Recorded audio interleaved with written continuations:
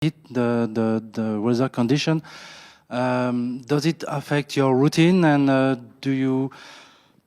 is there something special for the recuperation, the rest? For the heat? Well, I don't know how it responds to other people, but I tolerate it pretty well. I don't remember having any issues with it in the past when I played matches under the heat. I've always found it quite good for my game. The ball has more of an effect when you play in the heat, and I think it helps my game get a little bit more pop in my shots. I don't mind it when it's on clay. I think it's an extra challenge, and I'm mentally ready every single time to face it. So I don't know how others respond to it, but I just want to make the most out of it in terms of grinding it out, because it's almost, I would describe it, who can withstand it better. I mean, tennis, of course, comes first, but it almost feels like it comes second when there's so much heat on the court. Hi, Stefanos. Again, about the heat. Some players said the ball goes faster because of the heat. Did you feel it as well? And how much of a change does it make to your game? I think it makes a lot of sense. Yes, it does make, it has an effect on my game, as I said. I'm a player that likes to play with topspin on clay. I think it's quite obvious. I try and use my topspin as effective as I can, and the heat gives me a little bit of an extra edge to my game.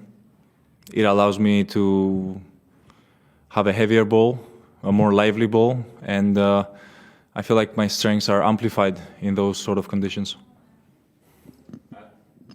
Hey, Stefanos.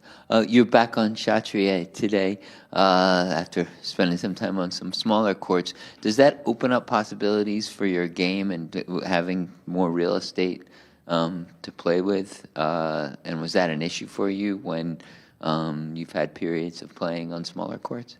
I love playing on courts like Chatrier. I've had great memories playing on Chatrier. I've won a lot of times on that court. I think it's quite normal when you're not that high in the rankings to be put in a smaller court that you're not used to play.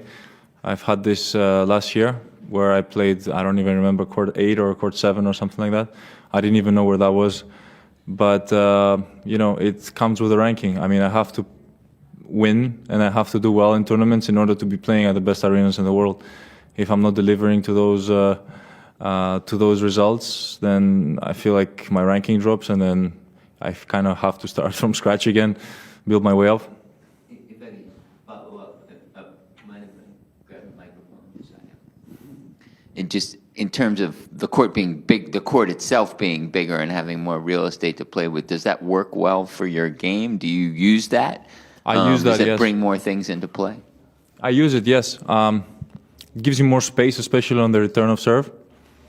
You can, you feel almost like the court is bigger, even though it isn't. It just makes you feel like there's more places to play at on the court when there's such a massive real estate of clay. You kind of feel like, well, it doesn't come down so much, I feel like, down to the serve. Like, of course, what I've noticed playing is when I play on smaller courts, you tend to sit closer to the baseline, and then it's more serve performance-based because you feel everything squished and smaller. So it does have a different optical illusion when you're playing. Hi, Stefanos. Well, welcome and welcome back to the win. Thank you. You may not know, but when you beat Sinner in the Australian Open 2022, he thought his game was very limited because you had much more variety than he had, and he thought he had to change coach, and he changed everything. Did you expect him to do all the progresses that he made in terms of variety, drop shots, volley, serve, and so on? And is that also, in a way, not a lesson, but an advice that he can give to other players, included yourself? I mean, to always look for progresses. If you were to tell me that he was going to be that good as he is now, it was hard to imagine in that particular moment that he was going to suddenly like pop off the way he did, winning pretty much everything. He played great tennis even back then. He played great tennis. I just feel like his game wasn't as structured as it is now. It feels like now it's much more structured, and he's using definitely much more variation in his game. His forehand, from what I remember in the past, used to be a part of his game that wasn't the best, and now it has become sort of solid from all sides. There aren't many weaknesses on his game, and I think that's what makes it difficult for most of us to play against him. Like, his serve improved massively. When I played him, I don't remember him serving that great, and now he finds his spots. Not necessarily serves huge with a lot of kilometers per hour, but he's able to find his spots, especially on pressure moments, moments that count. He's always going for a high percentage first serve, and that gives him a big edge with his game. Number two? About you. About me, yes. It's inspiring what Yannick is doing, because it definitely shows you that there's potential for everyone to up their game and do something more than they think they can. You always think when you're at your best that you're kind of getting close to your best version of tennis, but having relived that plenty of times in the past, I've only come to realize that the version that I thought of me back then actually didn't know what I can actually achieve today. I've had matches today that my level was not even close to what I've played in the past.